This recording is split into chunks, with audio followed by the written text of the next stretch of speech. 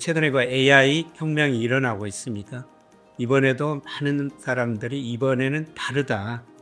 그런데 제가 보기에는 다르지는 않은 것 같습니다. 제가 보기에는 미국의 AI 관련 주식들 상당한 거품이 발생했습니다.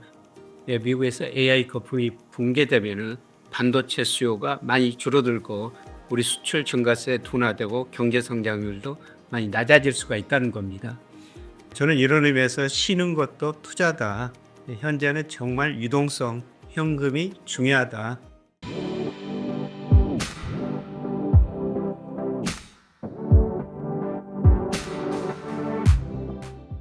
여러분 안녕하십니까? 미국에서 사무 신용 문제가 심각하게 대두되고 있습니다. 이런 의미에서 제가 책을 한 권 냈는데요. 이번 주에 예약 판매가 들어가고 아마 다음 주에 서점에 나올 것 같습니다. 제목은 AI 거블이 만드는 부채의 종말. 조금 위험한 제목입니다만 그 내용은 얼마 전에 중앙일보에다 칼럼을 썼습니다. 4월 3일자 칼럼인데요. 이게 이 책 내용입니다. 시간 나시면은 이거를 읽어보시면은 제가 어떤 책을 쓰고 있는지 그 내용을 아실 수가 있습니다. 그래서 제가 과거 미국의 3번의 위기를 조사하고 연구해 봤습니다. 그래서 미국이 그동안 1929년, 그 다음에 2000년, 2008년 경제위기를 겪었었죠. 그러나 대표적으로 기술은 우리 경제 사회에 큰 영향을 줬습니다. 그러나 마지막에 들어간 자본은 그 대규모 파괴되었다. 지금 그럴 가능성이 높다. 이렇게 분석하고 있습니다. 그래서 이거를 제가 기본적으로 그 레이 달리오 빅사이클 이론을 적용해가지고 한번 분석해 봤습니다. 우선 1929년 그 위기를 보면요. 이때 전기 자동차 이런 것들이 등장했죠. 자동차가 거리를 가깝게 하고요. 전기는 담을 없게 만들었었습니다. 그러면서 경제가 생산성이 증가했습니다. 그런데 문제는 레버리를 통해 아주 많은 자금이 주식시장으로 돌았었죠. 대표적으로 다우지수가 1924년 4월에요. 90이었었습니다. 그러나 29년 8월에 380까지 4배 이상 오릅니다. 그러나 1930년대 들어가지고 거품이 붕괴되면서 무려 거의 90% 정도 떨어집니다. 그리고 미국이 대량 실업이 발생하면서 미국 경제가 대공황에 빠지죠. 자동차 전기 우리 사회에 큰 변화를 초래했습니다만 주식시장에서는 이렇게 자본이 들어와가지고 거품을 만들고 붕괴했다는 것입니다. 1990년대 미국에서 인터넷 혁명이 있었어요. 이거 역시 미국의 생산성을 크게 증가시켰었죠. 생산성이 증가하면서 미국 경제가 고성장 저물가를 동시에 달성했습니다. 이런 것들을 미국 사람들이 신경제다 이렇게 이야기했죠. 그러면서 나스닥 시장에 엄청난 거품이 발생합니다. 95년에 나스닥 지수가 752 정도 됐는데요.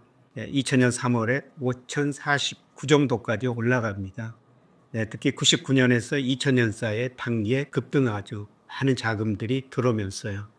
그러나 2000년대 들어와가지고 결국은 나스닥 시장이 거품이 붕괴되면서 거의 80% 정도 떨어집니다. 자, 2008년 미국에서 금융위기가 왔었어요. 이거는 미국 집값이 2000년에서 2006년까지 거의 2배 올랐었습니다. 집값이 이렇게 오르니까 미국 가게가 돈을 빌려줘 집을 사고, 그 다음에 미국 금융회사들은 집을 담보로 다양한 파생 상품을 만들었죠. 대표적으로 MBS, CDO 이런 금융상품인데요. 미국 금융회사들이 안전한 상품이다 이렇게 선전하고 팔았었어요. 그런데 2007년부터 집값이 떨어지니까 이런 상품에 문제가 발생하면서 미국이 심각한 금융위기를 겪은 겁니다. 금융회사들의 신용이 문제가 됐죠. 그래서 리만 브라더스 같은 큰 회사들이 파산 상태에 빠지면서 집값도 급락하고 주가도 급락했다는 것입니다. 그래서 과거 3번의 위기를 보면요. 기술은 앞서 말씀드렸습니다만 우리 경제 사회에 큰 영향을 줬어요.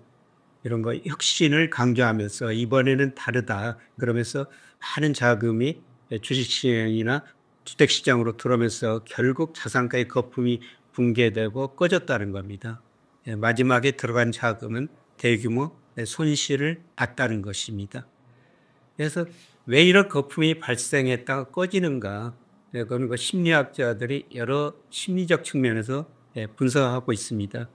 1929년에 자동차가 나오면서 전기가 나오면서 많은 사람들이 이번에는 다르다. 그러면서 많은 개인들이 레버리지 이렇게 아주 주식을 샀죠.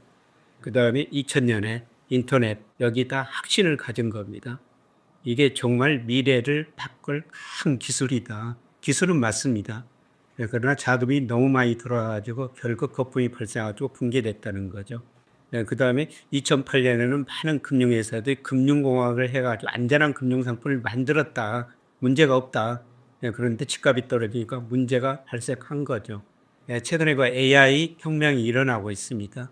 이번에도 많은 사람들이 이번에는 다르다. 그런데 제가 보기에는 다르지는 않은 것 같습니다. 우선 이번에는 그 사모신용 문제가 드러나고 있어요. 2008년 미국이 금융위기를 겪으면서 금융정책 당국이 은행을 많이 규제했습니다. 그래서 AI 기업들이 은행에서 자금을 대출 못 받고요.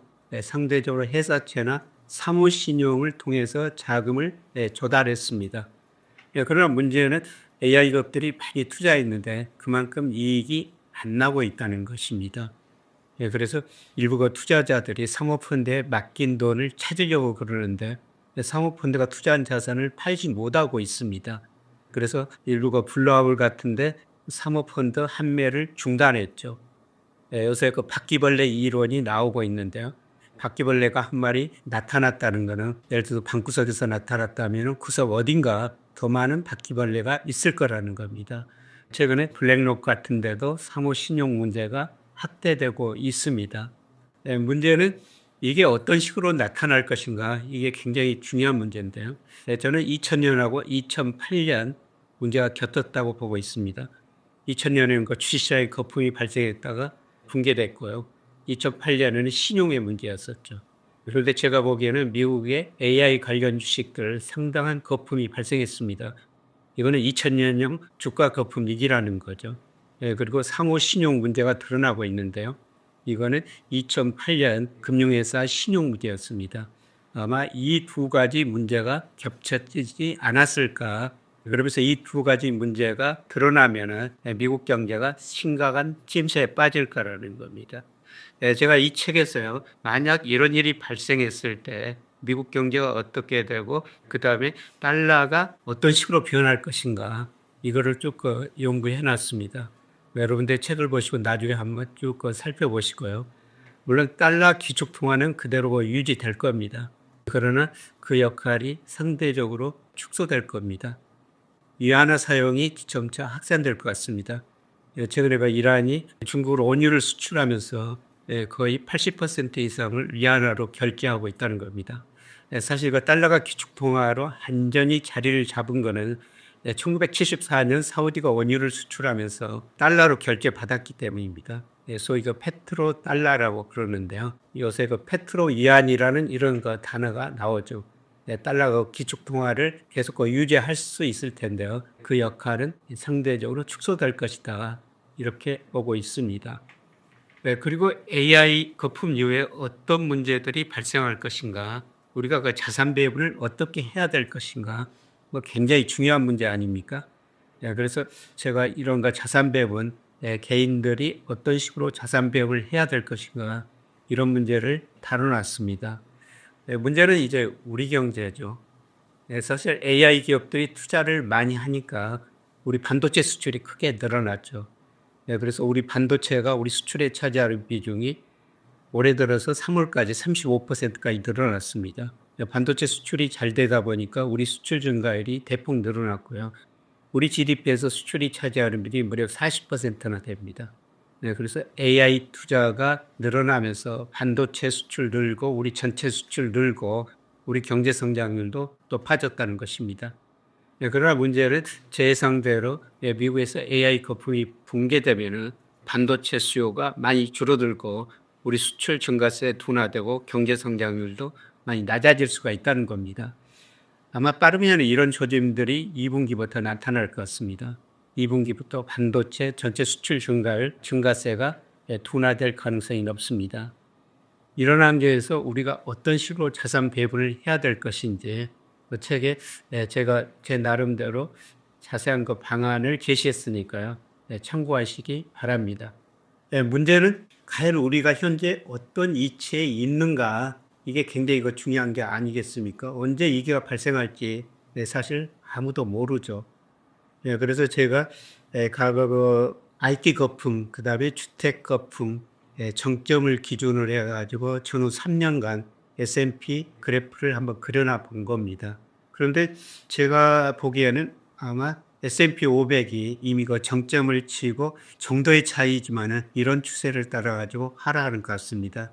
이런 의미에서 미국 주식 투자를 좀 조심스럽게 접근해야 되지 않은가 이렇게 보고 있습니다. 문제는 아까 위기가 언제 발생할 것인가 이건 구체적으로 시기는 아무도 알 수가 없죠. 그런데 제가 보기에는 이미 서서히 시작되고 있지 않느냐 이렇게 보고 있습니다. 제가 여러분한테 늘 말씀을 드리죠. 우리 코스피가 세계 경제를 나타내는 대표적인 지표 중에 하나다. 우리 코스피가 국제 유가나 돈 가격에 일교선행하거나 동행합니다. 일부 경제학자들이 한국 경제를 또 세계 경제 풍향계다, 탄광 속의 카나리아다 이렇게 비유하는데요. 우리 GDP에서 수출이 차지하는 비율 40% 안팎입니다. 한국 경제를 보면은 세계 경제의 흐름을 알 수가 있다는 겁니다. 그 수출을 나타내는 게 우리 코스피죠. 그래서 코스피하고 제가 일평균 수출하고 관계를 매월 여러분한테 보여드리고 있는데요. 우리 코스피하고 일평균 상관계수가 0.92 정도 됩니다. 이렇게 코스피하고 상관계수가 높은 변수는 없습니다. 코스피를 일평균 수출하고 평가해가지고 가대평가됐다, 가소평가됐다 그런 말씀을 계속 드리고 있습니다만 이 그림이 그거를 나타내는 대표적인 지표 중에 하나입니다. 코스피를 일평균 수출 금해가지고 해기 분사해도 그 잔차를 구해가지고요. 이게 플러스가 나오면은 가대평가, 마이너스가 나오면 가소평가 그런 식으로 해석하고 있습니다만은 이 그래프를 그리면요. 2015년 무렵을 중심으로 하면은 데칼코마니 이런 형태가 나타나죠. IT 거품 때 굉장히 큰 거품이 발생했고요. 지금 AI 거품입니다. 그리고 중간에 두 번의 작은 거품이 발생했었어요. 2007년에 그 주식형 펀드 캠페인인데요. 이때 무슨 문제가 발생했었냐면은 이때 금리가 하락하기 시작했습니다. 그래서 우리나라 은행들이고 수익원 다변화시켜야 된다고 주식형 펀드 캠페인을 했었죠. 그래서 많은 은행들이 주식형 펀드 캠페인 하면서 돈을 모아주니까 자산운용사들이 주식을 사면서 주가가 가대평가됐습니다. 그리고 2007년 하반기, 특히 2008년에 가가지고 미국의 금융위기가 발생하면서 급락했었죠. 그리고 2021년에 소위 동학개미 운동이 있었습니다. 많은 사람들이 주식시장에 참여했었죠. 그러면서 주가가 가대평가됐었는데요. 결국 또 가대평가가 해소가 됐습니다. 그런데 최근의 상황을 보니까요. 가대평가 정도가 1월을 정점으로 3월까지 많이 하락하고 있어요. 물론 미국과 이란 전쟁에 따른 영향이라고 볼 수가 있습니다만 가대평가 정도는 언제든지 해소될 수가 있다는 것입니다. 그래서 제가 보기에는 우리 수출 주가에 보면은 이제 위기가 부분적으로 시작되는 조짐이 나타나지 않는가 이렇게 볼 수가 있습니다. 미국과 이란 전쟁이 어떤 형태로 마무리되면은 아마 다시 더 반등을 할 수 있을 것 같습니다. 그러나 이런 추세를 보면은 이미 우리뿐만 아니라 전 세계 주가가 조정 국면에 들어섰고 만약에 앞서 제가 말씀드린 미국에서 상호 신용 문제 이런 것들이 드러나면은 하락폭은 깊어질 수도 있을 것 같습니다. 저는 이런 의미에서 쉬는 것도 투자다. 현재는 정말 유동성, 현금이 중요하다. 정말 레버리지는 정말 피해야 된다. 이런 말씀을 계속 드리고 있습니다. 제 전망이 틀릴 수도 있습니다. 그러나 우리가 늘 펀더멘탈을 한번 지켜볼 필요가 있는데요. 이런 의미에서 책 내용을 간단히 소개해 드렸었습니다만은 여러분 이거 책이 나오면은 한번 자세히 읽어보고 지금 이런 식의 대응할 필요가 있지 않느냐 이렇게 보고 있습니다. 과거 보면은 언제나 위기는 반복됐었습니다. 일부 언론에서 저를 닥터 둠 이런 식으로 표현하는데요. 제가 2000년 IT 거품, 그다음에 2007년 미국의 신용위기에, 그다음에 2021년에도 주가가 3,200 갔을 때 2,200까지 떨어질 수 있습니다. 이런 경고를 했었습니다. 되돌이켜 보면은 이런 위기가 우리한테 그 부를 늘릴 수 있는 기회가 됐었다는 겁니다. 이런 위기를 기회로 활용하기 위해서는 현금, 유동성이 있어야 됩니다. 이런 시기에는 유동성을 충분히 좀 확보하시는 게 좋지 않을까 이렇게 생각합니다. 자세한 내용은 제 책을 참조하시기 바랍니다. 고맙습니다.